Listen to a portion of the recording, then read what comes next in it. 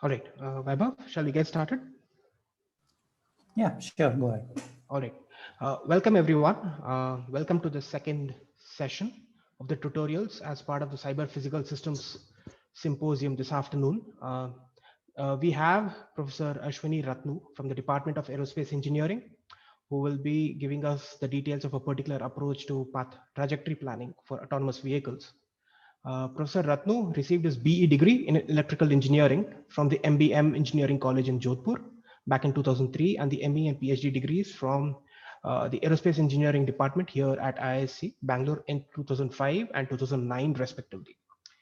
Between 2009 and 2012, he was subsequently a postdoctoral researcher at the Aerospace Engineering Department at Technan Israel Institute of Technology in Israel. He is currently an associate professor in the aerospace engineering department here at IISc Bangalore, and his research interests primarily focus on the guidance and control of autonomous vehicles. He is an elected member of the Indian National Young Academy of Sciences, associate fellow of the American Institute of Aeronautics and Astronautics, a member of the AIAA Guidance, Navigation and Control Technical Committee, and a member of the editorial board for the IEEE Journal of Transactions of Aerospace and Electronic Systems. So with that, I would like to invite Professor Ratnu to take over and begin the tutorial session for us. Thank you. Thank you, Jishnu, for the introduction. Good afternoon, everyone. Let me share my screen and then we'll get going.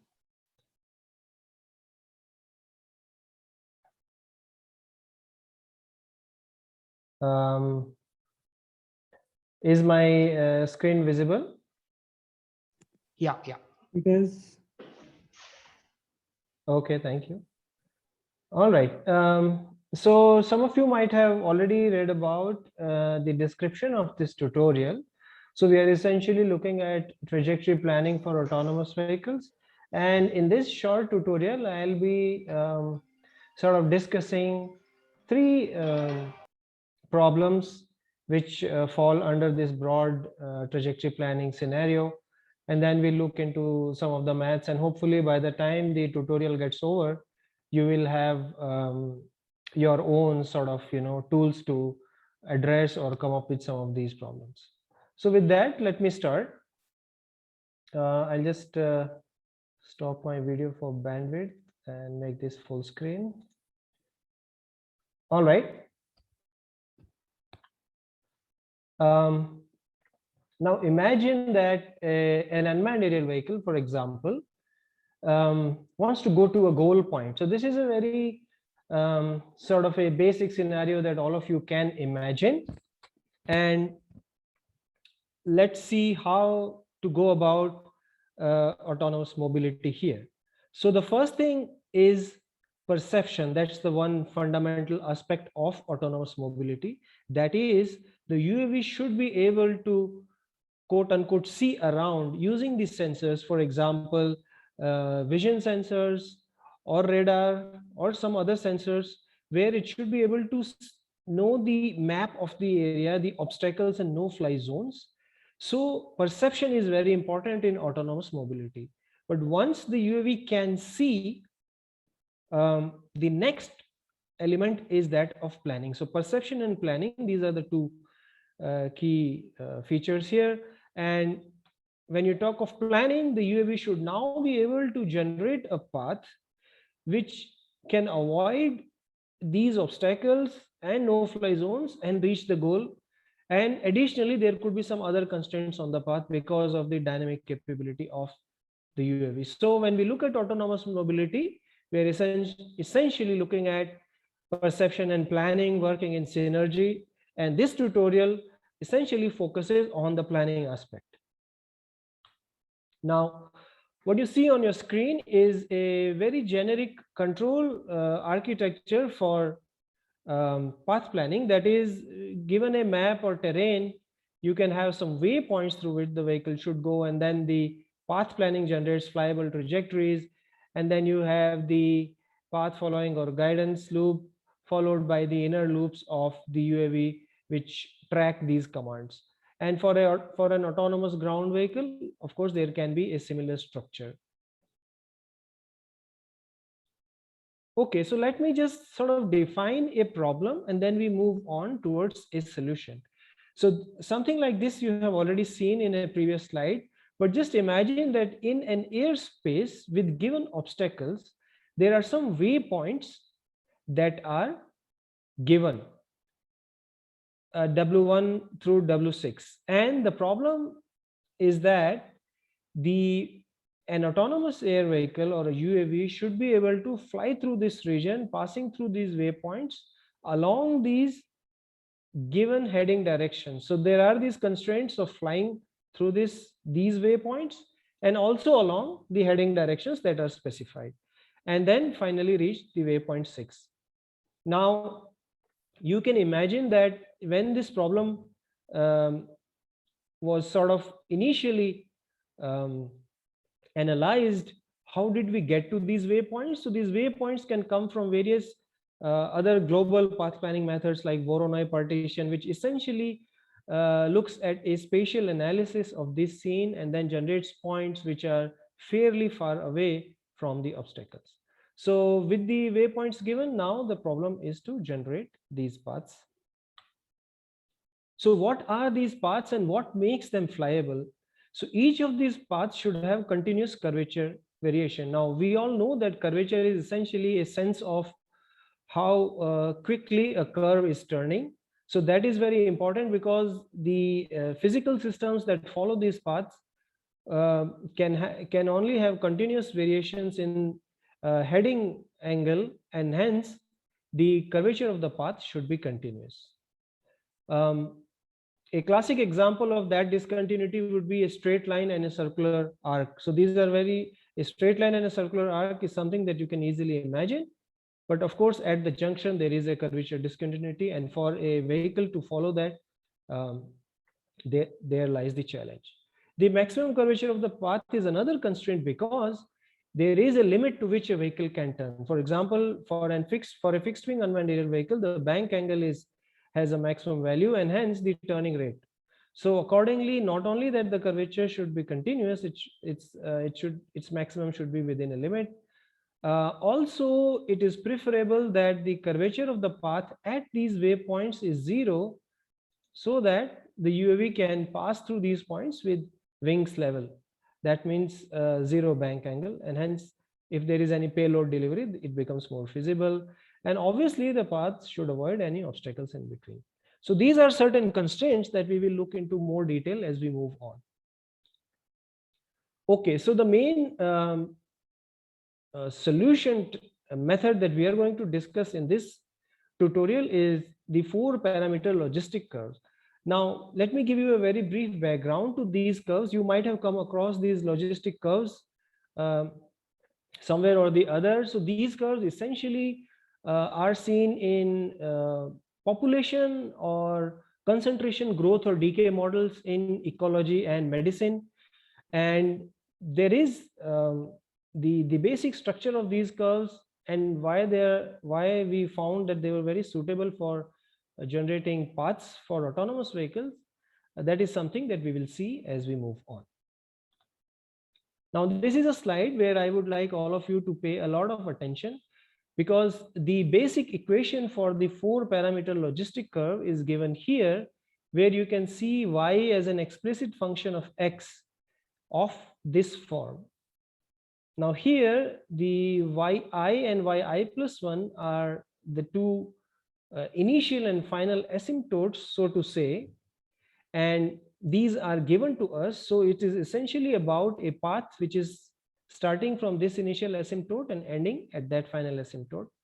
And hence it's actually only this b and c as the 2 parameters that are left for us to play around and hopefully address some of these constraints that we have discussed about. So the 4-parameter logistic curve is in this form, but for the path planning purpose, yi and yi plus 1 are known. So it is essentially these two are the design parameters for from the 4PL curve, which we would see how to vary them so as to satisfy some of these constraints.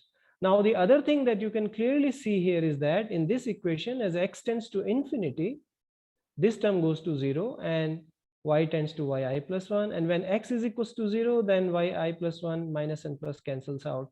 And yi plus yi remains. So this is essentially a smooth variation from an initial asymptote to the final asymptote. All right. Now let us see what effect these parameters have. B and C are the two design parameters, and here we see that as you vary B, the steepness of the curve changes.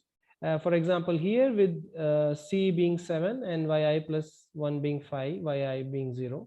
If you vary B, you see that as B increases, the steepness of the curve increases. And the effect of C is predominantly in shifting the curve forward.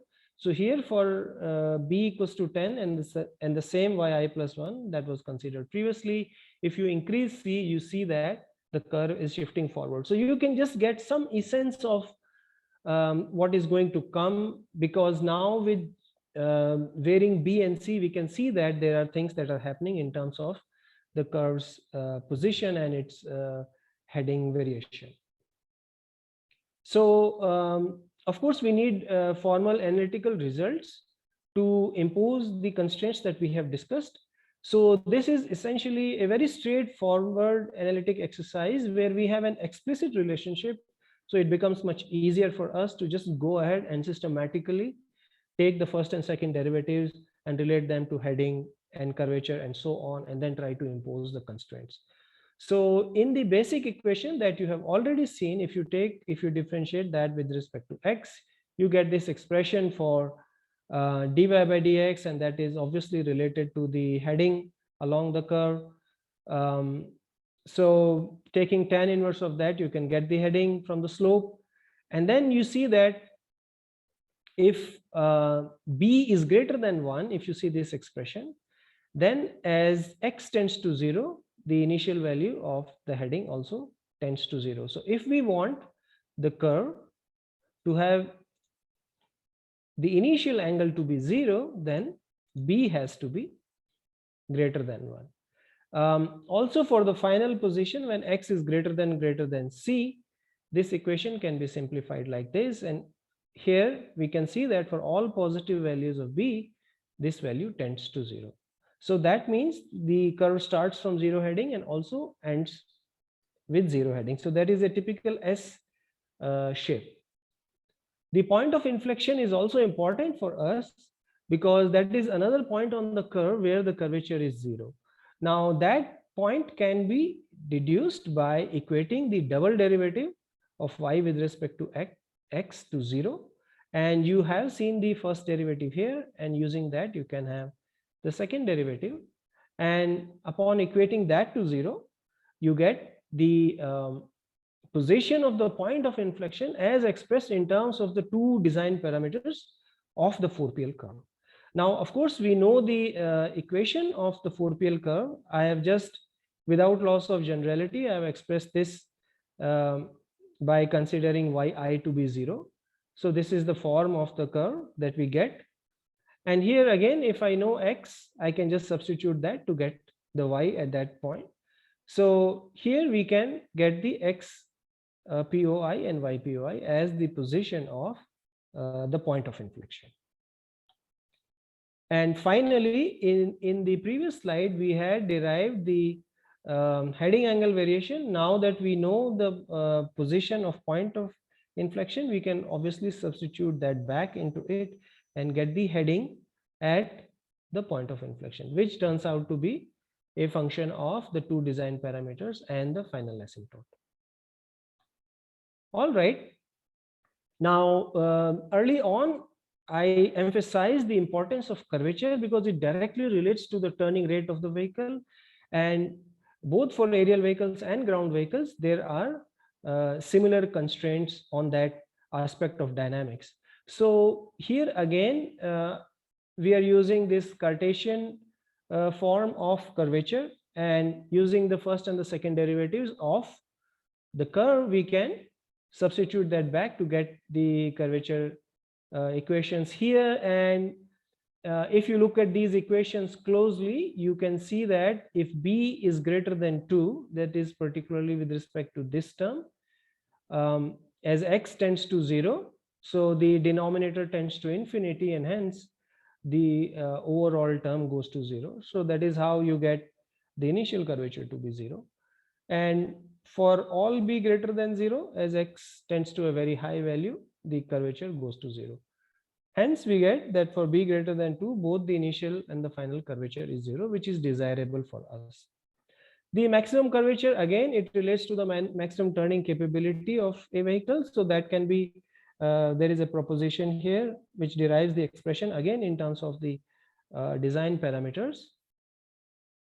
And this bit of analysis is based on a certain assumption that we actually maximize as an approximation the second derivative along the curve and get the point for that and take that as the point for maximum curvature. And that again gives you a quadratic equation for x, and once you solve it, you discard the negative solution and take the positive, and that is where the approximate value of the maximum curvature lies. All right, so far so good. So what we have with us is an explicit relationship which has the potential to be used as a path planning tool. We know its heading variation, its curvature variation, its maximum curvature, and all that. But you might have noticed early on that this curve goes to yi plus 1 asymptotically. And for practical path planning problems, that is not how we look at these problems. We essentially look at point-to-point path planning. So how to make sure that this thing is still of utility to us? So here what we consider is that, of course, I believe all of you would have studied the basic control systems and the ideas of settling time. So this is something very simple here.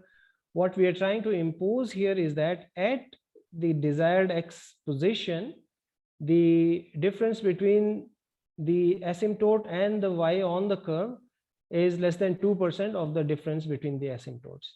So if you do that, this relates to a simple expression relating b and c and the x at which you would like the curve to pass through. So once this condition is satisfied, practically this is a curve which joins 0, 0 to xi plus 1 and yi plus 1. So let us try to summarize what do we have till now. So for the initial heading, the value of all values of b greater than 1 were fine, and for initial curvature, all values of b greater than 2 were fine. And then of course we have this reachability condition, the final point reachability that we just now saw.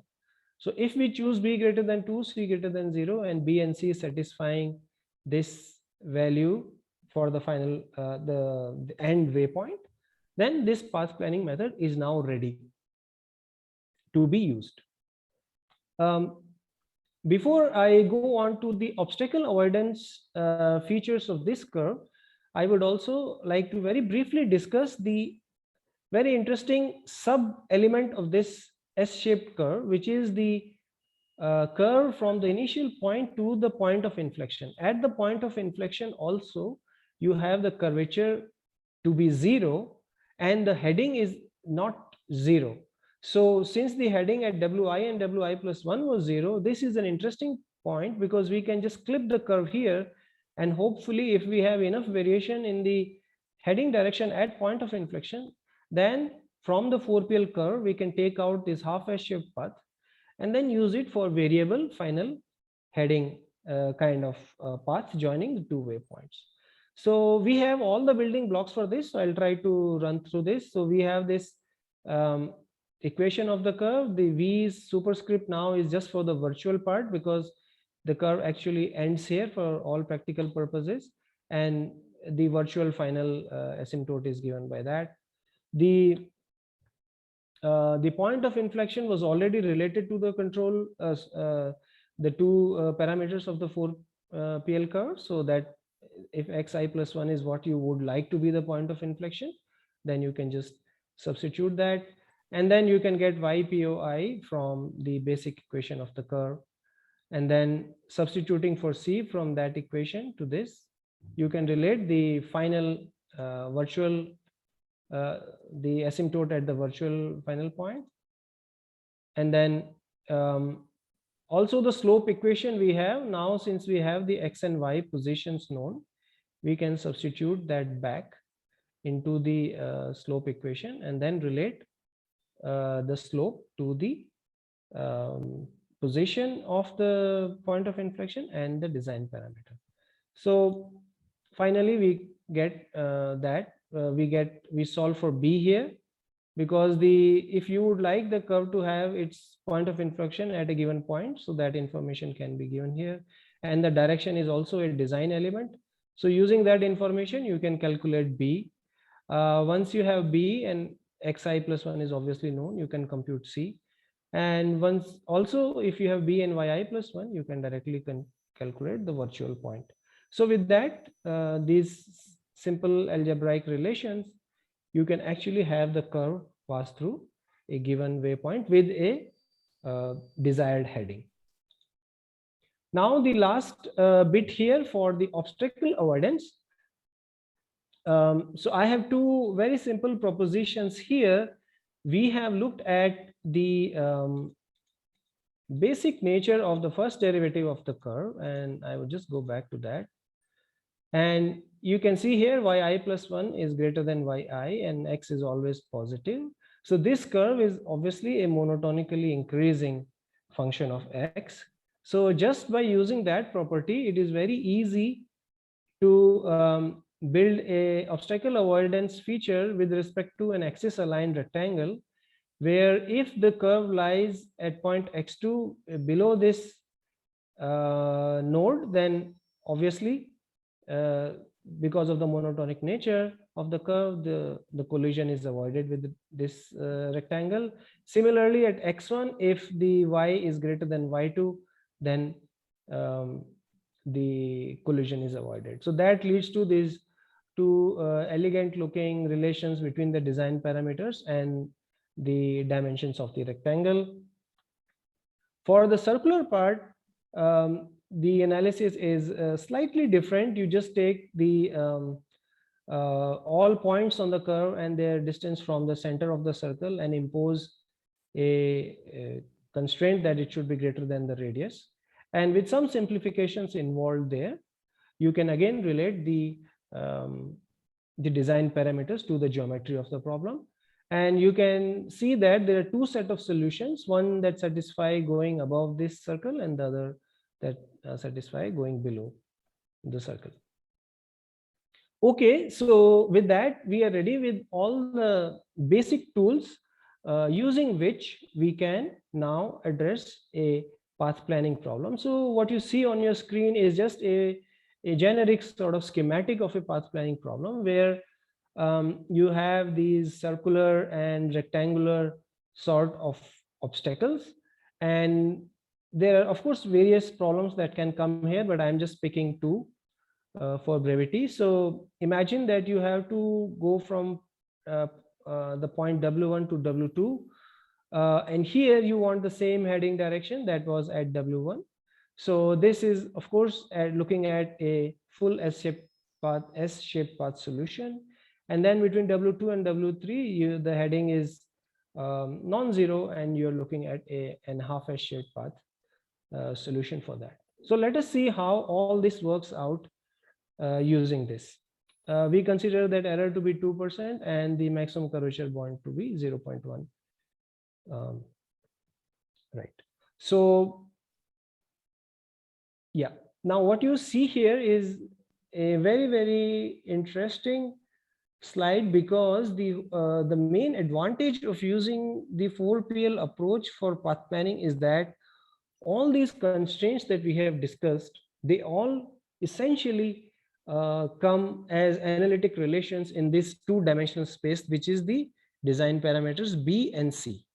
So for example, you can see the final point reachability, that was for the curve to pass through the second point within the 2% error.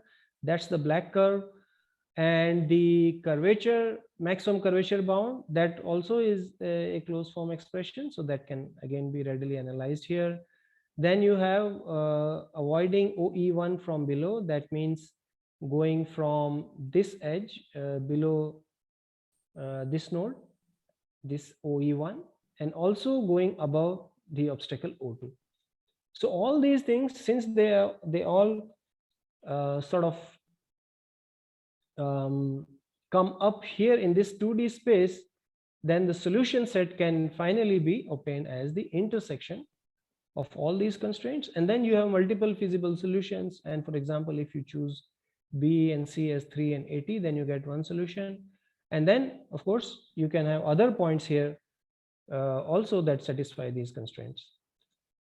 And that's how you get this path, W1 to W2, the green one. Similarly, for the half S-shaped segment, the only difference here is that here, since the final point is known, the point of inflection, the B and C are related by a unique curve, and it's not really a region. So the solution has to lie on that curve. And that's the black curve here. So the solution has to lie here. Then you have to avoid the obstacle from below. Again, that condition reflects by the red curve. And there are K bounds, the curvature bounds, two different curvature bounds here. And the of course, you just have to be on the feasible side of these curves, and using that B equals to 16.38 and C equals to 400 is chosen, and then that is what is used as the solution to generate this particular path. And this is the curvature variation here. You can see that the there are two peaks here for curvature because of the S-shaped nature of the path, and both these peaks satisfy the maximum curvature bound. For the half S-shaped path, of course, there is only one peak, and that also satisfies the bound. Now, I did not really talk about the background in terms of the existing techniques that are used. So very quickly, I would like to emphasize where an approach like this stands. So Bezier curves and B-splines are commonly used for these kind of problems, but these are not the main advantage here is the explicit form of the path, and Bezier and B-splines are both parametric curves, and the control point locations and the associated computations are recursive in nature.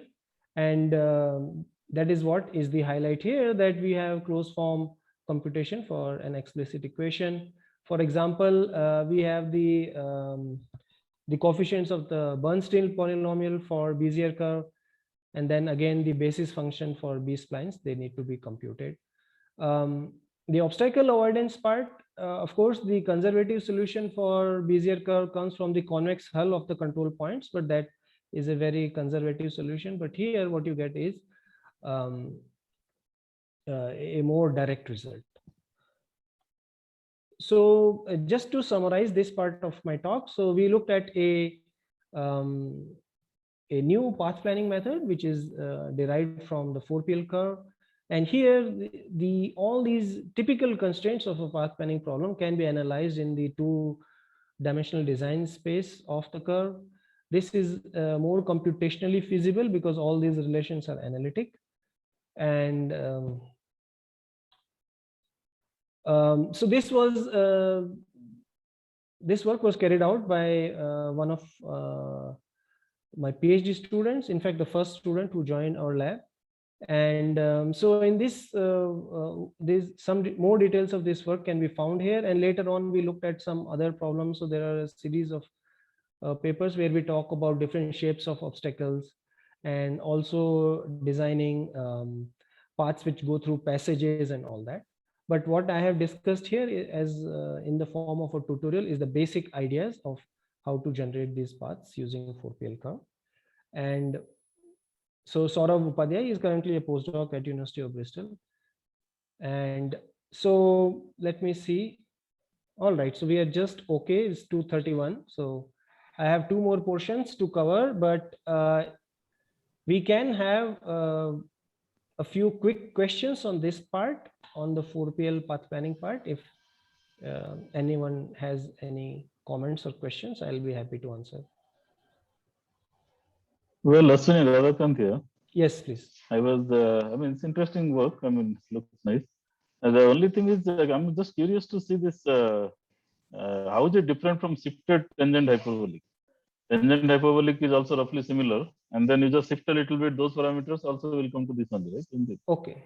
Yeah. So if you look at these class of S-shaped curves, there is hyperbolic function. There is also Gompertz function.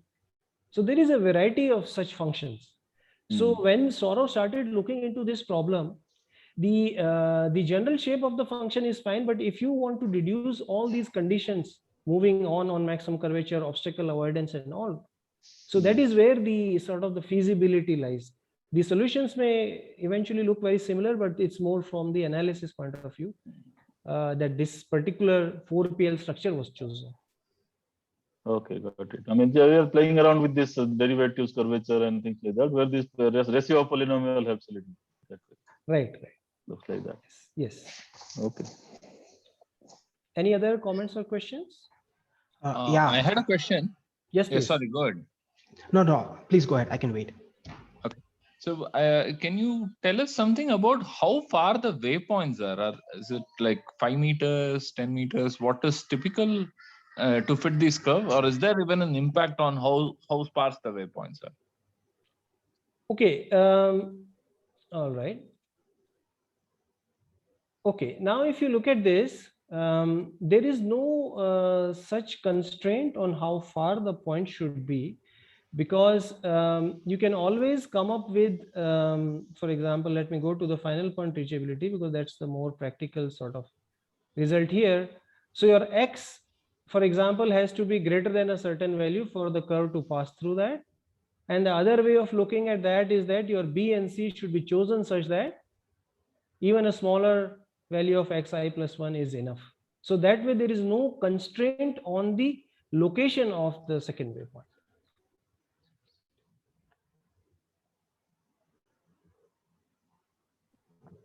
Got it.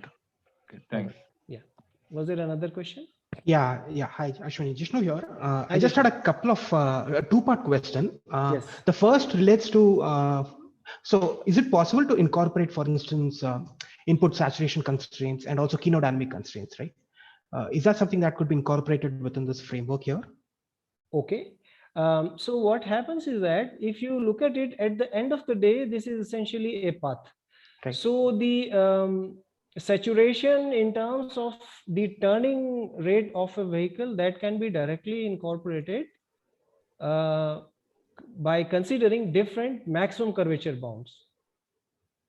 Okay. So what happens is that these feasible regions that you see here, the nature of that may change if you have a different K max bound. So that's essentially the saturation in turning rate capacity of the vehicle. Right. The speed part doesn't matter much because these are spatial paths. So that would then depend on, so the speed of the vehicle of course can change this because this is a spatial solution, y as a function of x. Right. So that's how you can incorporate the turning rate saturation. Okay. Okay. The other comment I have is that, of course, later there was a lot of work on developing a fixed wing UAV path planning solution using this. So there we sort of merged this solution with the 6ToF model of a UAV, and some of those tracking elements I'm going to cover in the next part. Okay. Sure. Of my talk. Sure. So yeah, the second part of my question. Yes. Sorry, I wanted to say that. So there was something more I missed that. Yeah. So the other part of my question was about incorporating dynamic obstacles, right? So is there a way we could do that here in this approach again? Okay. Dynamic obstacles. Okay. Now, if you look at the way this path planning works, let me go to the obstacle avoidance. I have just considered two very simple situations. Later on, we did analysis for convex polygons. So, of course, you need to know these vehicles beforehand, or I mean, it is not really a reactive path planning, so to say. Okay. So this is more for reference paths in known environments. But if you want to consider a dynamic situation, then that information has to come at a given time horizon, and then replanning can be done. But there is no reactive nature. Yeah. Okay. Yeah. Thanks for that. Yeah, I'm done. Thank you. Hello, Professor. Yes, please. Yeah. So this paths that we are like designing, are these paths optimal in any sense? Like, is there any Okay. optimality? That's a very good question. So we did some work. These paths are essentially, let me just go back here. Right. So these paths are not optimal yet in terms of what we have discussed so far, but we have done some more work where we have optimized for the path length of the path within this over this feasible set. So you have these multiple BC pairs that are all solutions. So you can now have an optimization routine run over this set. So that is how you can look into the optimality aspects. But otherwise, this is a collection of feasible solutions which go by these constraints.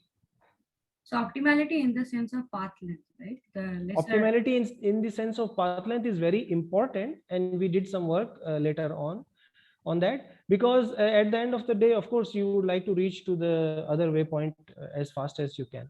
But this solution to start with is not driven by an optimization cost, but it is then augmented with a secondary analysis of optimization. Okay, thank you. All right. Okay, so I will now like to move to the second part, because I would also like to be, on time for the whole thing.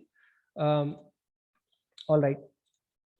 So now the second element that I want to discuss with all of you is now about tracking this path. So in the last part, we looked at these paths which are quote unquote flyable, but how would a vehicle guide itself so that it flies through these, flies on this path? So we have already seen that waypoints approach is very crude, because if you just fly through waypoints, there's no guarantee of what a trajectory would be in between them. And the other idea is to hard code an explicit function as the path on a realistic vehicle, and all of us know very well that that is not going to work because of dynamics and also disturbances. So what we are looking at is an easily implementable and accurate guidance logic to follow these general curvature paths. We have seen this nice variation in curvature, and that's what we are looking at. Here again, I would not dwell too much into the literature overview. Of course, path following is a problem that has been, there are tons of such papers here, from optimal control theory, the nonlinear controls, vector field is another very popular approach. But what I am going to quickly discuss in this tutorial is the virtual target based guidance. So let me introduce the idea to all of you. Just before this talk, we looked at a path, a continuous curvature path. Then now imagine that there is an unmanned aerial vehicle which wants to follow this path. So in terms of a guidance logic, the autonomous vehicle can only aim at a target. Now this is a collection of target points along the path. So how to come up with a guidance logic that can help us develop a method so that the vehicle goes on to the path. So consider a virtual target. Of course, there is no real target. There's no real target here. Just imagine that there is a virtual target that moves on this path, and this vehicle tries to catch up with that virtual target. And in the process, the vehicle ends up following that virtual target and also follow the path. So this is the basic approach, which is known as the virtual target based path following for autonomous vehicles. A lot of work has happened in this area, both considering unmanned aerial vehicles and unmanned ground vehicles. And the essential idea is that you follow the virtual target, but you don't intercept that. You just maintain a constant standoff distance. As this virtual target moves on a curve, you just follow that and maintain this. And in the process, you follow the path. A bit of mathematics, we will go into that, and you'll get more sort of feel of how all this works. Now, this is an approach which was introduced by a paper from John Howe from MIT and some of his collaborators. It's a very popular method which considers this, which was presented at this conference, known as a nonlinear guidance logic for trajectory tracking. And then there were some other works following other guidance logics following that. So let me now get into some nitty-gritties of this construction, and let's try to do some math so that we can establish that this works and this is of interest to us. So the virtual target moves along the path we have already seen at a constant distance r star. So I have just represented the general case with r, but this is r star. Now we know that if the distance between these 2 points is to remain constant, then the speed of this point has to vary accordingly so as to impose r dot equals to 0 in this kinematics. So, but since it is virtual, that's not a problem. And the speed of the virtual target along the path is it varies dynamically. And the objective here is to find what should be the heading direction of this UAV so that it is able to then finally merge onto the path. So let us see what an idea here. The idea goes like this, and this is the most important sort of slide in this discussion, and I'll be slow here. So the idea goes like this, that the line joining the UAV and the virtual target, if you take the angle that the virtual target makes with respect to the line joining the two, that is the line of sight. So this angle alpha t minus theta, alpha t is the heading of the virtual target and theta is the line of sight angle. So the direction of the UV should be equal and opposite to that. So if this angle is alpha t minus theta, this angle should also be equal to that, and the sense should be opposite. So if this is on the left side, this deviation should be on the right side. So this appears very interesting, but I will give you a little more of geometric insight as we move on.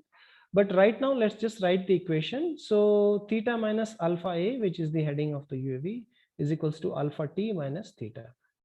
So that's a very, very simple kinematic relationship. And using this, you can actually compute the desired heading angle of the UAV as a function of the line of sight angle and the direction of the virtual target.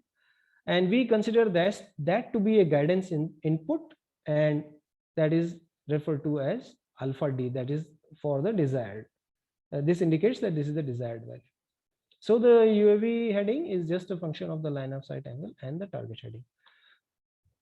Okay, now here is the geometric insight. Now, if you look at the target and the UAV, of course, there are infinite circles that pass through 2 points, but once you define the tangent at one of the points, because we know the heading direction of the virtual target is along the path, so we get a unique circle which passes through the UAV, the virtual target, and has virtual target's heading direction as the tangent at that point. So if you now look at this, you can see that if the virtual target was to follow a circular trajectory, then even with a position which is lagging by this distance r star, since this angle is sigma, so the angle between the chord and the tangent, so going by that geometric property, you can see that this vehicle also follows the same circular path. So that is a geometric interpretation of this equal and opposite lead angle. You can see this angle here sigma, this is just the opposite of that. Anyway, now let's look at some mathematics here. So imagine the simplest possible case where the desired path is actually a straight line, and without loss of generality, we are again considering that that path to be along the x-axis. So the virtual target essentially moves along the x-axis. So if you look at these angles now, the line of sight angle theta is also the lead angle that the target makes with the line of sight angle. And hence these two angles are equal, and since this is equal and opposite, so in magnitude, this angle is also equal.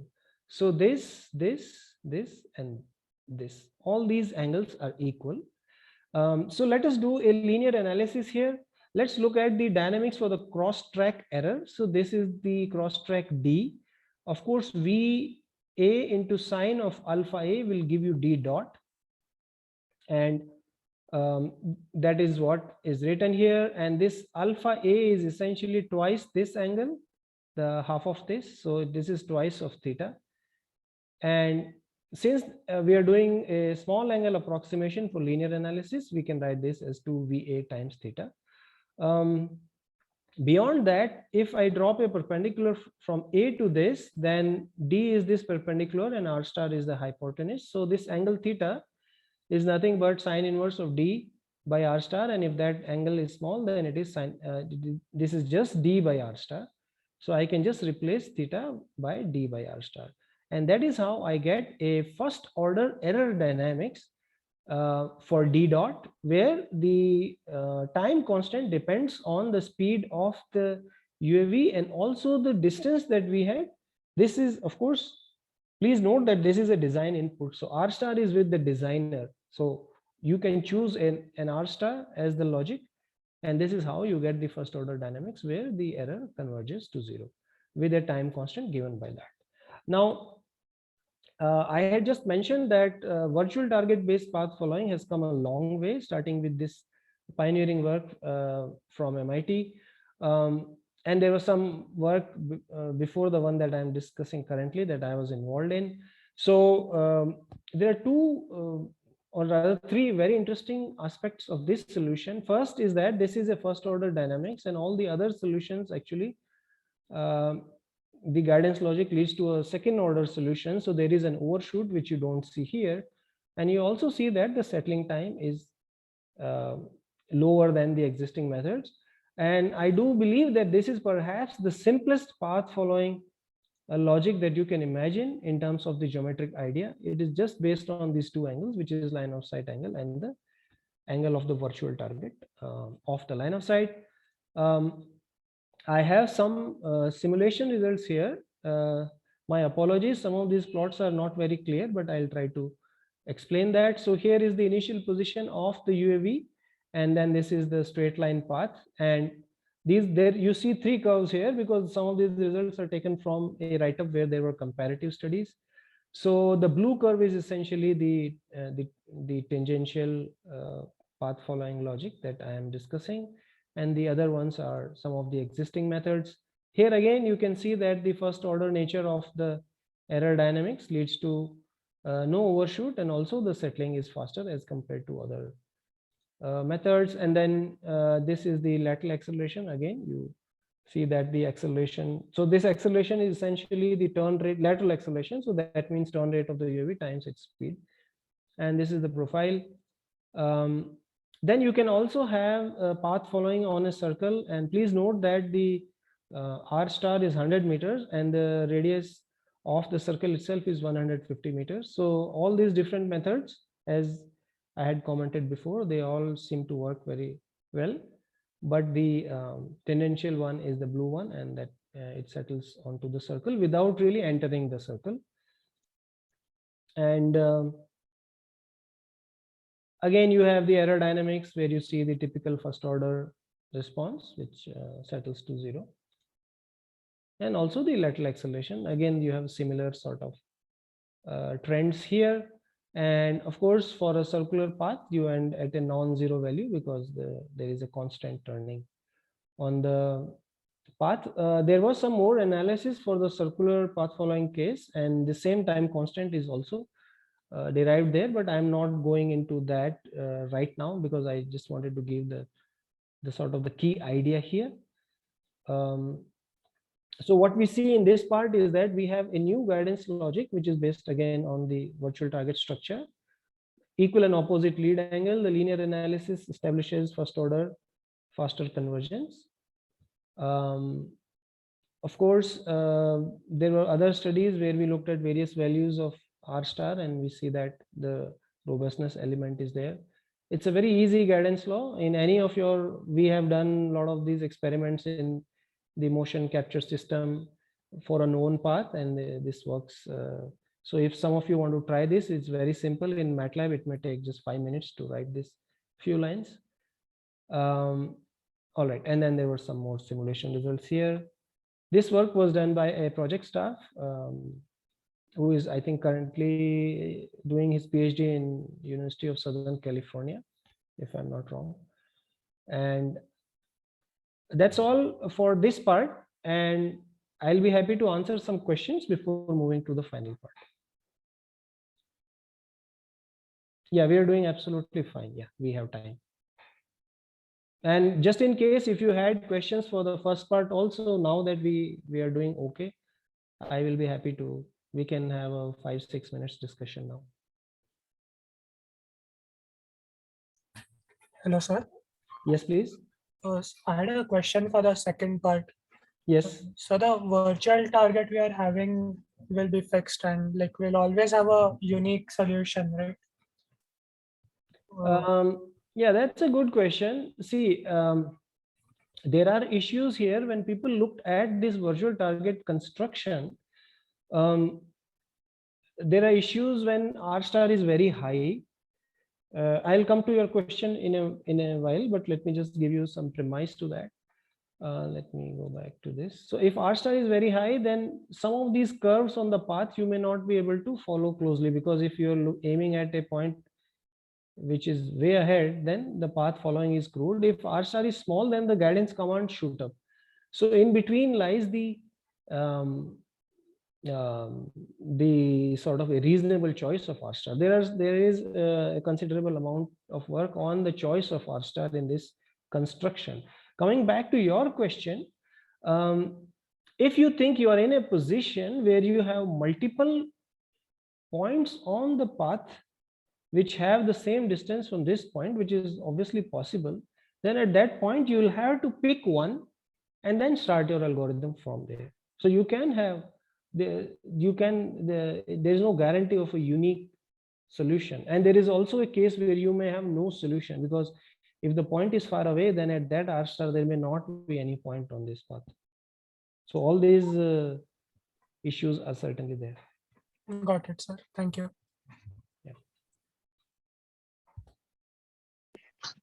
I had a quick question. Yes, please. This linear approximation that you had, right? Right. Kind of the expression you got for the yaw kind of reminded me of pure pursuit. So that is, of course, it's 2v over r square times the cross track error. But of course, pure pursuit does not pay any attention to the tangent as this one does. Correct. There is something to do with the small angle approximation that pure pursuit implicitly does. Not really. See, what happens is that in a pure pursuit kind of scenario, the idea would be let's go back to the basic figure. So the idea would be to drive sigma to 0, right? That would be pure pursuit. Let me here. So if you see this construction, do you see this angle sigma? Yes. All right. So what pure pursuit would do is to have a logic which in some fashion drives sigma to 0, because VA has to point along R star for pure pursuit. In fact, there was some work where this one, let me see if it is there, or here, this Medagoda and Gibbons. So this work actually talks about pure pursuit as the guidance logic for the UAV. And the problem there is that when you go across a corner, let's say you're on a circular path, then what happens is that you try to cut the corner. So you would be pointing towards R star, and then there are some results which I have not included here, which show that the pure pursuit curves would actually go inside the circle. Now the form of the aerodynamics, this is just, I don't see that this is because of pure pursuit. But yeah, there could be some similarities there, but the geometric idea is not really pure pursuit, although it may appear to be similar, because see, ultimately sigma goes to 0 when you go to the path, right? If it is a straight line path, then obviously you settle to the path. So this is like a stick sort of sliding on a wall.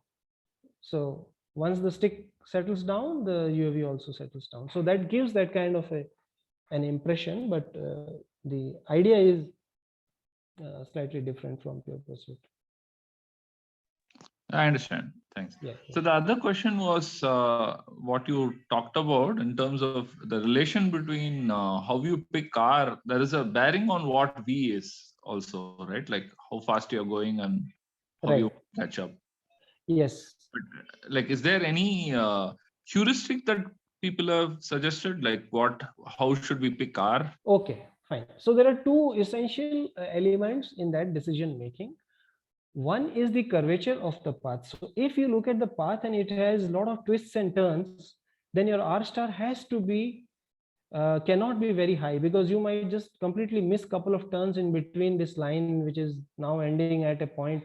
Let's say you consider a sinusoidal curve, right? But you are like 3 time periods ahead. So this will just completely miss whatever is happening in between. So one constraint would come from that side. The other constraint will come from the vehicle's dynamic capability side. So your lateral acceleration will also relate to R star and the speed of the vehicle. So with these two things put together, that is where lies the solution to this problem.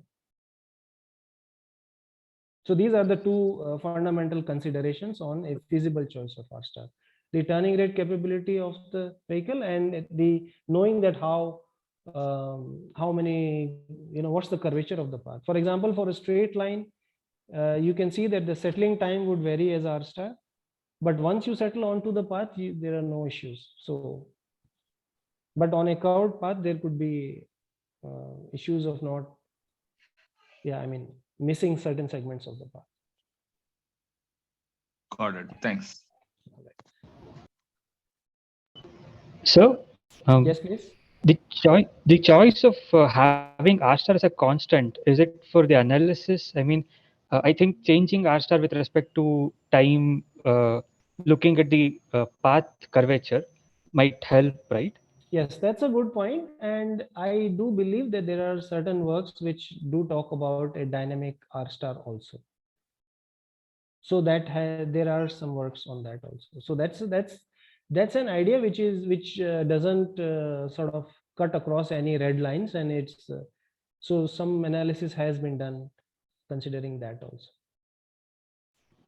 Okay, thank you. Yeah, there are papers on that idea. Yes. All right. If there are no other questions, I would like to go to the third part and the final part of my talk. All right. And yes. So till now we looked at rather basic or simplistic problems in trajectory planning, that is to have paths, generate paths which avoid obstacles and have curvature constraints, go through waypoints, and an algorithm that helps you follow that. But now let us look at this wider question of trajectory planning and autonomy and how these two things relate, and let's look at some interesting results. So let me start this part of my talk by quoting Arati Prabhakar. Of course, all this is not a news now in 2021, but still, just to reiterate that, of course, we are in an interesting and exciting phase of time where cyber physical systems, autonomous systems, with all these different technologies coming up, a lot of it we will see over the course of this event as well. So this is again a great opportunity for human machine collaboration, and autonomous systems and autonomy is certainly in focus. The basic classification of autonomous systems is, you might already know this. So remote control is where there's obviously a direct tether or a radio control. Tele operation is where human operator uses video or sensory feedback. Semi-autonomous is where the vehicle, sort of needs human intervention and interaction. And a fully autonomous operation is where a system is expected to accomplish its mission without human intervention. So let's look at few parameters of greater autonomy. So one thing is that if you are the person who designs these trajectories or missions, you should be, if the vehicle is able to do a lot of these complex missions, a variety of missions, then obviously that's a step towards greater autonomy. There should be flexibility in operation. So for a a new operation to be added, if the whole thing and the whole algorithm, a lot of things have to change, then obviously that's a problem. So flexibility in operation, wider range of missions, communication bandwidth. Of course, we would like the communication channels to be as simple as possible for all the control algorithms to work. And lower sensory requirements is an obvious case because, for example, in a flying vehicle, you don't have that much of payload capacity. So you would like all this, if this can be done using minimum number of sensors, then all that is important. Now let's look at where does a control law, what role does mission level control planning have in all these very important aspects of autonomy. So imagine that you have a control law which has a simple structure. So that directly means that the computational requirement is low and interoperability is high. Because if it is based on a very simple measurement, then it's not difficult to have the same control structure being put on other vehicles or similar vehicles. So interoperability is again a very important aspect of autonomy. If there is diversity in closed loop response, so once you use your control law and the closed loop response has diversity, and of course that is in your control, then you can perhaps potentially address a wide variety of missions.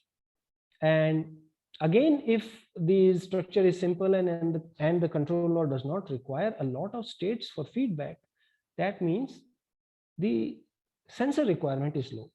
So you can see that the mission level trajectory planning algorithms and control laws, they actually play a very vital role in all these aspects that relate to autonomy. So now I'm switching to some very simple maths, and I'll get back to this broad picture. I would just like all of you to keep this in your mind, but let me just sort of take a deviation here, and let's do some simple maths here. Consider this simple differential equation, x dot equals to rx minus x cube. And you can now see that this nonlinear differential equation can have different fixed points and the nature of stability around those fixed points depending on the value or the sign of this parameter r. For example, when r is greater than 0, then you have 3 fixed points at 0, plus root r and minus root r. Sorry about that typo. And the stability, of course, you can then take the first derivative of f of x with respect to x and look at the sign of it. For example, here, if you put x equals to 0, since r is positive, so f dash of x would be positive at x equals to 0. So that's an unstable solution. But if you use it for plus minus root r, then obviously this is minus 2r, which is negative, and hence you get these 2 stable solutions and 1 unstable solution. Sorry, 2 stable fixed points and 1 unstable fixed point. When r is less than 0, then obviously there is just 1 solution, and that happens to be stable. So all this, if you want to look in terms of vector field, then this is for r less than 0, you have only 1 fixed point, and x dot is positive for x less than 0 and negative for x greater than 0. And that is how you see the stability aspect in this picture. When r is greater than 0, then obviously you have 2 new fixed points here, and then the original fixed point has just switched its stability, but the 2 new points are essentially stable. Now, whatever I have explained to you using this very simple example is known as bifurcation in dynamical systems.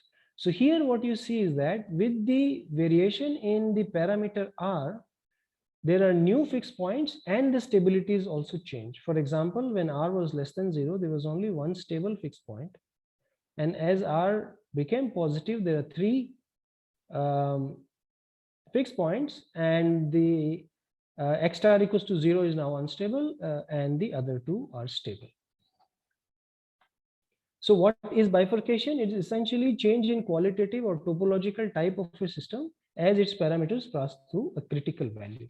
So you can see that this is very interesting in terms of using the same structure of the dynamics and imagine that this is the control parameter, you can already see that there is a lot of diversity that is emerging out here. And there are a few other examples of bifurcation in one dimension. I am not getting into bifurcation in 2D. The saddle node bifurcation, of course, the fixed points, their location depends on alpha here. In this transcritical bifurcation, you can see that the f dash x is alpha minus 2x. So if you change the sign of alpha, then the stability of these points change. So fixed point exchange stability with alpha. And pitchfork bifurcation is something that we have already seen. And why the name pitchfork is, obviously you can look at this shape, and that is why it is called pitchfork bifurcation. Just hold on for a few minutes and I'll try to relate this to what we are trying to achieve here. Now look at this scenario where you have an unmanned aerial vehicle and a target.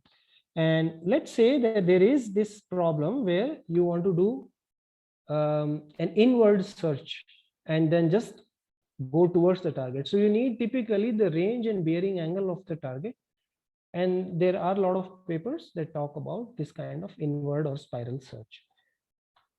Then you have the circumnavigation. Circumnavigation or standoff tracking is where the autonomous vehicle settles onto a path on which the distance from the target is constant. And typically, these kind of guidance laws require the distance to target for generating the guidance command. The other one is just to prosecute the target. So this is essentially a missile target interception problem, and line of sight rate is a very fundamental way of looking at these things. Now, if you look at these three problems, there is a lot of work in the literature which talks about this, and there's a lot of very interesting and elegant control laws that exist. But can we come up with a single solution, a single control architecture that can give us all these motion primitives, target tracking motion primitives using the same control architecture? So that is the motivation here, and that can be readily appreciated by considering the same pitchfork bifurcation in the look angle dynamics of the UAV. By look angle, I mean the angle that the UAV's velocity vector makes with the line joining the UAV and the target. That is this angle sigma. So you can readily see that when the sigma is 0, obviously the UAV is going to prosecute the target. And when sigma is pi by 2, then obviously this is keeping a circular trajectory around it. So now let us try to investigate the bifurcation in look angle dynamics of the UAV, where sigma dot is gamma sigma minus sigma cube. That's the same pitchfork bifurcation. So again, we have these things, these results that we have already seen. When gamma is greater than 0, you have these two solutions which are stable, one is unstable, and when gamma is less than 0, this is only sigma equals to 0 is the stable fixed point. And the trajectories sigma versus t when gamma is less than 1, for example, gamma is equals to -1, these are the kind of trajectories. All these trajectories settle to sigma equals to 0. But when you have gamma equals to 1, then obviously you have these two stable solutions, and the initial conditions then converge to these two stable solutions. So now a unicycle model with pitchfork bifurcation in look angle generates these target tracking behavior. Now, if you look at, if we want the target to be prosecuted, all we need is gamma less than 0, because in that case, the sigma would eventually go to 0. That is the stable solution, which can also be seen in the pitchfork, the bifurcation diagram. If it is less than, if you want an inward spiral, then you can just have gamma between 0 and pi square by 4. If you want circumnavigation, then root of gamma has to be pi by 2, because that is where the fixed point is. So you can choose that. And if you want outward spiral, you can have this. So all this can now be generated by a single design parameter. You don't have to change the structure of the control law. You don't have to change the sensor information that you need. It is just the look angle. And you don't, of course, need the range information to the target point. So beyond this, the dynamics that we have already seen, can be solved after few simplifications and change of variable, and ultimately solving a linear differential equation to get sigma of t, sigma as a function of time for different values of gamma. And that's the solution for sigma as a function of time. The other question, of course, is important here, that although we are doing all this without considering the range, so when we have the circumnavigation part and the sigma would eventually settle to pi/2, do we have control over the radius of that circle? Because that's very important. So there is some more analysis here, where we look at the R dot equation and put the sigma of t, which we just derived. So R dot is essentially minus v cos sigma from the kinematics. And then we can integrate that from t0 to infinity using certain approximations here, because you can see that this integrand is not easy to handle. And finally, again, in the simpler form also, we need to use the psi function for the solution, but that comes out to be an elegant constant here. So that way we can relate the desired radius to the initial radius to a function that relates to gamma, and b is also a function of gamma. So both a and b. So essentially by gamma and sigma naught, so the initial look angle and the design parameter gamma. So overall, that is what is on the right hand side, and then you can have a desired radius as a function in relation to the initial radius. So that's how you can get that element. There is a bit more of analysis in the relative velocity space, which I'm not going into, but I just wanted to emphasize the application of pitchfork bifurcation in generating this a variety of motion primitives. So here, let's say the mission started here. The idea was to get close to the target initially using an inward spiral search, and then have standoff tracking, maybe to identify certain more features of the target, and finally prosecute it using, and in this solution, using the same guidance structure or control structure. So we choose gamma equals to 2, that is for inward spiral, and then switch to pi square by 4, because that would give me the root of that is pi/2, that is for circumnavigation. So you take one circle and then switch to gamma equals to -3, which would then lead to target prosecution. And in some of these simulations, we do add dynamics and wind and all that, which is a very usual thing for us to do as we develop these ideas for more practical scenarios. The initial values are given here and the desired radius as well. So this is how you see the difference, the variation in R with time. So when you enter the 70 meters region, then you switch to the circumnavigation part.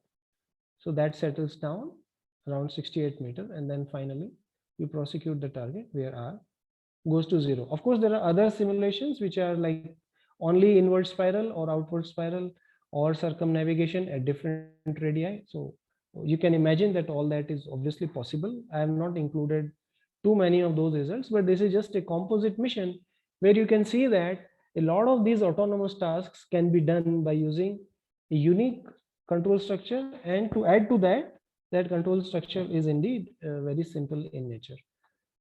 So, so this is also a message that in this quest for autonomy, the flight dynamics and control engineers, they're also very much part of this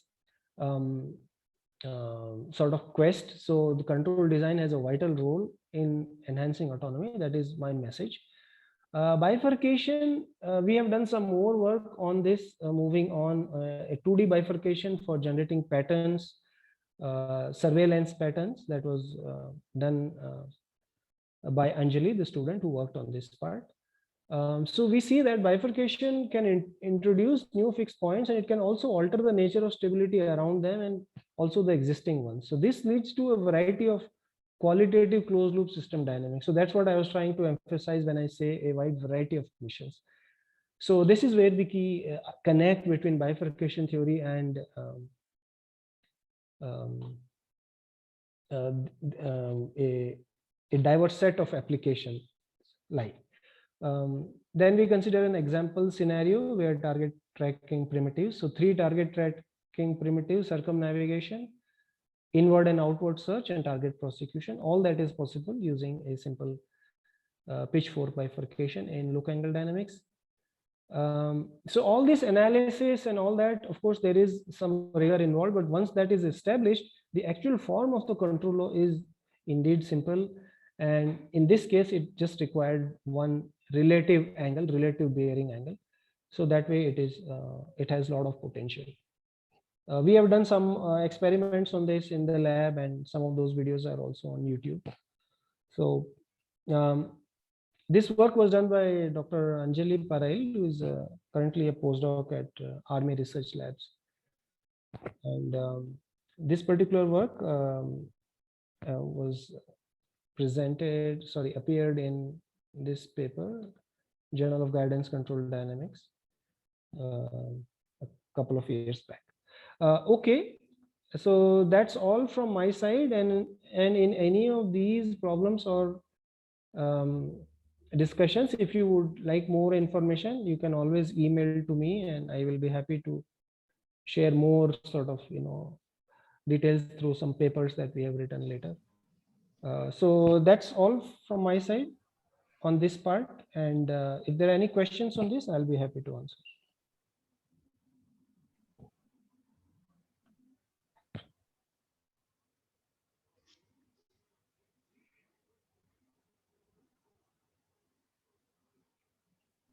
Yeah, thanks, Ashwini. That Yes. was a very informative and a very useful tutorial, especially for researchers like me, right? I mean, who are in this working in this area of trajectory planning and autonomy. So thanks for that. It was very useful again. Thank you very much. Yeah. We So still have a lot of time, so okay. Yeah. I was worried that whether I'll be able to cover these 3 problems, but I think we have done it. So we do have right. close to 10 minutes, so I'll be happy to interact and Yeah. please go ahead. So I think there is a question from a certain Amritesh Mishra. So Mr. Mishra, please unmute yourself and go ahead with your question. Hello, sir. So suppose there are multiple pursuing agents. So can you comment on that? If there are more than one agents, how this bifurcation analysis might be relevant?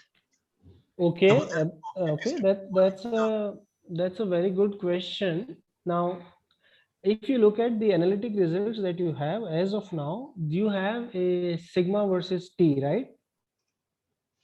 So that is how far you can see through this structure at this point of time. But if you have multiple vehicles, you'll have to relate that sigma of T to the trajectories. And in that, if you can establish that the trajectories, let us say A, don't intersect, then obviously there is collision avoidance. And if they intersect, then there can be multiple ways of looking at that. One could be to have a local element of collision avoidance on top of this, where you can get back to your bifurcation based structure by considering the initial condition, by updating the initial condition after the conflict is resolved. That, yes, I see that that is perhaps a little crude way, but if you consider different initial conditions and different radii for settling around a particular target, my first go would be at the first attempt would be to establish if the trajectories don't intersect, then we obviously have collision avoidance. Otherwise, of course, the multiple vehicle part is straightforward because you can certainly use the same structure for all of them, but collision avoidance is what you will have to see. So that's the additional analysis that needs to be done. Okay, thank you, sir.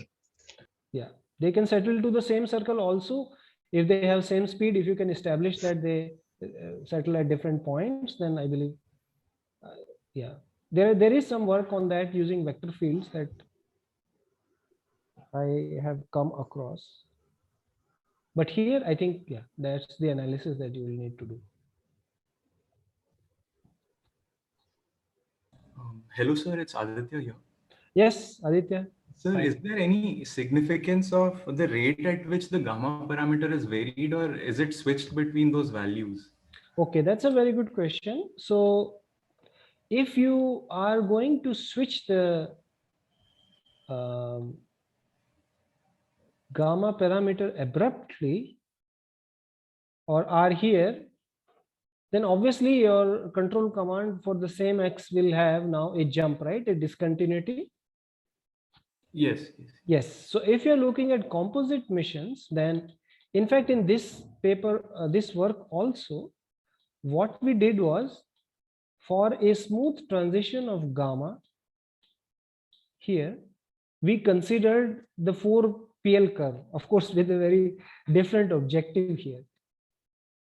So I have not gone into those details, but here from gamma equals to 2 to pi square by 4, we have used a 4PL variation. And again, from pi square by 4 to -3, the 4PL variation is used to smoothly vary that.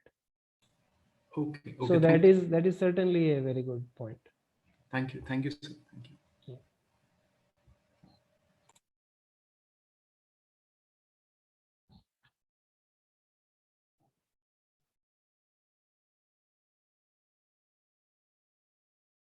Yes. Any other questions?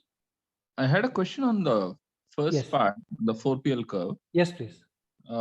So especially while avoiding obstacles, is there a reason why you would start with a non-zero curvature? Oh, okay, fine.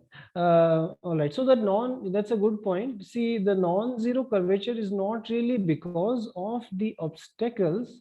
It is because of the nature of the solution itself. Mm-hmm. So the curve starts with zero curvature. That's how we consider that. So it's in this 4PL structure, there are two paths that are of interest. One is the S-shaped path, where both the initial heading and initial curvature, the initial heading, initial curvature, final heading, final curvature are zero. And the other one is where you cut it at the point of inflection so that you have some control over the heading direction, which was not there in the previous case. But the curvature is still zero at both the ends. So it just comes from there. It is not to say that the path has to have a zero curvature at beginning, but it's more for, starting a mission. So you fly with wings level, or an autonomous vehicle starts with a zero steering angle, that kind of it. But it's not coming from that side. It's from the other point of view, that it is the initial waypoint, and that's where we would like the curvature to be zero. But obstacle avoidance is not driving that. Okay, I got it. The reason I asked was because you have this nice closed form expressions, right? So Right. the one thing that came to my mind is what we look at as lattice planners in ground vehicles, right? Like even if it is a straight line that you need to follow, just to avoid obstacles, you could have like a family of curves where you can fan out to the side, and sure is the closest you can pick. But those are you end up in a non-zero curvature and you avoid the obstacle, but you need to come back to the main path. So I was wondering if similar ideas can be explored here, or have people explored already? Okay, I am not really aware of that, but there is some work which talks about conflict resolution with return to course maneuvers. That is that you are on a path, but because of a conflict or a future collision possibility, you leave that path and then come back. Then obviously some of these S-shaped paths can give you very smooth sort of transit out of this and then coming back to this. Correct. This can be used for some lane change kind of maneuvers. Some work we did for autonomous ground vehicles. But otherwise, yeah, that's what I can recall of. Otherwise, yeah, if you start with the 4PL equations, considering, let's say, the initial X to be 0, then the curvature would be 0 if B is greater than 2. But if we want to break free from that assumption, that could be something, yeah, that can be looked at. But yeah, Okay. But got it. yes, I am not really aware of I got it. I got that it. aspect. Yeah. And can you also point, I mean, you briefly mentioned about the global path planning algorithms Correct. for it. Yeah. I mean, can you mention Okay. what they could be? Yes. If not- Yeah, that's a very, very good question. I think it's perhaps the most significant question in this 4PL kind of work that I have given. See, we have to bear in mind that at the end of the day, this is a local trajectory planning solution. It is the global path planners, for example, the most basic is A star, where you find the shortest path and avoid the obstacles. Then people use this Voronoi partition so that you are away from the obstacles and then go through those nodes. So you would definitely require, for a longer horizon problem, a global path planning method in conjunction with a local planning element. So the local path planning is more concerned about the smoothness of the path and any local obstacle avoidance. But the global path planning is important. So here, of course, if we had to find the shortest path between W1 to W6 without any obstacle, that would be just a straight line connecting them. But if you had to go through certain regions, then Voronoi partition is something that can be used so as to generate these waypoints in some of these scenarios. And then you can run a global path planning algorithm which can tell you the sequence of the waypoints that you should take.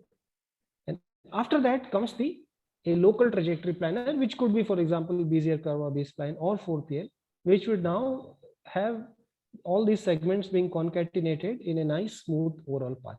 So this doesn't have the global element in it. And the other issue that has not come up in the discussion, but this is I mean, we have time for that, is that the existence of solution is a very important question, right? So here you can see that yes, there should be a path, but otherwise, I mean, if you have a absolutely random sort of obstacles with different sizes, I don't think there is in general proof of existence of the path. So that is where it is more driven towards a local element. The utility lies more there than a sort of a global path planning scenario. Yeah, thank you. That explained. Thanks. Thank you. All right, Ashwini, Radhakant again. Yes, please. Probably the last one. Yes. See, all the three talks are basically 2D sense, right? X versus Y. Yes. Okay, good for robotics and all. Probably quadrotors also okay. But if you talk fixed wing, normally this altitude business also comes into picture, right? Our vehicles are typically 3D. Right. So when you interact with 3D, then this correlation terms and other things are coming there, right? The Coriolis force and all sort of thing will come, and cross correlation sort of thing will happen. Right? Right. You try to turn in a plane where your altitude will decrease, all the decrease. Correct. So any of these extensions to 3D sort of thing? Yes. Yes. So for the 4PL path, we had some part of the work where we had assumed a linear variation in the altitude around cylindrical sort of airspace restrictions. So that was then done and carried out, but that was, I would still say that since the projection of the path was still the same, so there was a 3D element in terms of the vehicle model and the autopilots for the pitch and the yaw. But the path had a linear variation around cylindrical obstacle. It will generate essentially helical path. That kind of stuff. So the projection is still like that. And I am aware of some work that Saurav has done as part of his postdoc, where he has extended the 4PL curves in 3D and is looking at some traversal problems. I think it appeared in ICUAS last year with his hosts in University of Bristol.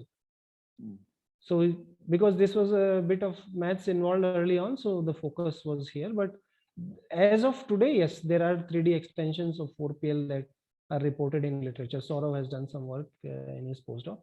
The second part, okay, we have not really looked into that, but I think we'll have to come up with a 3D construction of the path and then use a pitch command in conjunction, and all those things that you pointed out will become very important there.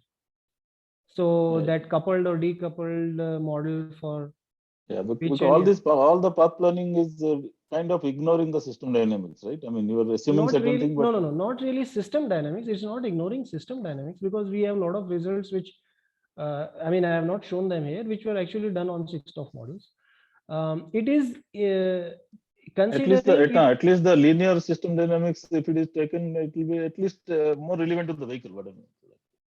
Yeah. So as far as the let us say the yaw dynamics is concerned, so most of these results are actually validated on those autopilot models. I have not included those results. Okay. So dynamics is certainly included, but yes, 3D part is where in one work there No, was dynamics for validation probably, but dynamics in the problem formulation itself. I mean, that's what while the designing these parameters, are you considering a little bit of dynamics also, some form or other, basically? okay. So that is that classical paradigm of guidance, integrated guidance and control. Not necessarily. I mean, you can still talk about only kinematics level and just still confine yourself to only guidance. It doesn't have to be guidance control. Yeah. Okay. So that is where it is, and we have looked at in the longitudinal mode.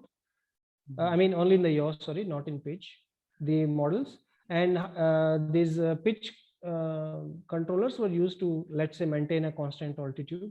So there is altitude variation in those results, but that is just to drive that error to zero. So so that element is there, but the problem is not essentially 3D in nature as discussed here. Okay. All right, got it. We'll talk separately. Maybe that's it. Thank you. Thank you. That's very interesting. Thanks. Yeah, Ashwini, I think we have run out of Okay. time here. Thank you. So if there are no more questions, I think we probably should thank the speaker Ashwini Ratnu again and wrap this session up. Thanks again. Thanks again for all the questions and for patiently answering them. Yeah. Thank you everyone for attending this talk. Yeah, it was my pleasure. Thank you. Yeah. So the next tutorial session will begin in like 30 minutes from now. Thanks again. Yeah. Bye-bye. Yeah.